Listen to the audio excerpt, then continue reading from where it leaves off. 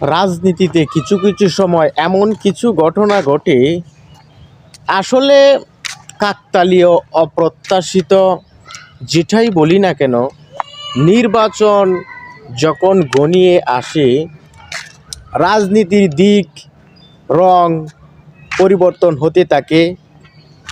রাজনৈতিক দলগুলাও গিরগিটির মতো তাদের রূপ পরিবর্তন করে, রং পরিবর্তন করে, মত পরিবর্তন করে। এটাই কিন্তু রাজনৈতিক দলগুলার সৌন্দর্য, চিরাচরিত রূপ হিসেবে আমি উল্লেখ করব। ইসলামী আন্দোলন, জামাত, মানে ওয়ান পলিসি, একটি বাক্স নির্বাচনের আগে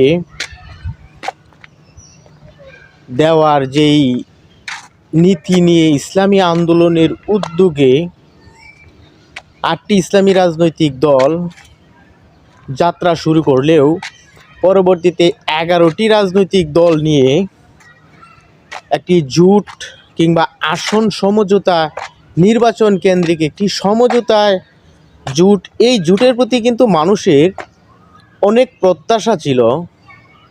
দুর্ভাগ্যজনক হলেও সত্য, শেষ পর্যন্ত ইসলামী আন্দোলন উদ্যোক্তা হয়েও সেই জোট থেকে বেরিয়ে গেল।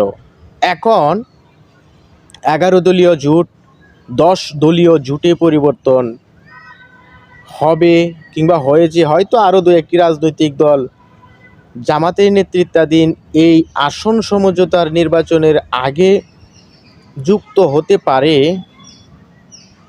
এখানে ইসলামী আন্দোলনের চলে যাওয়ার কারণ, ইসলামী আন্দোলন জামাতের নেতৃত্ব মেনে নিতে পারতেছে না এমন দ্বন্দ্ব, কিংবা তারা ইসলামিক জোট, ইসলামিক রাজনীতি, কিংবা তারা ক্ষমতায় গেলে শরিয়া আইন চালু করবে, জামাত ক্ষমতায় গেলে শরিয়া আইন চালু করবে না।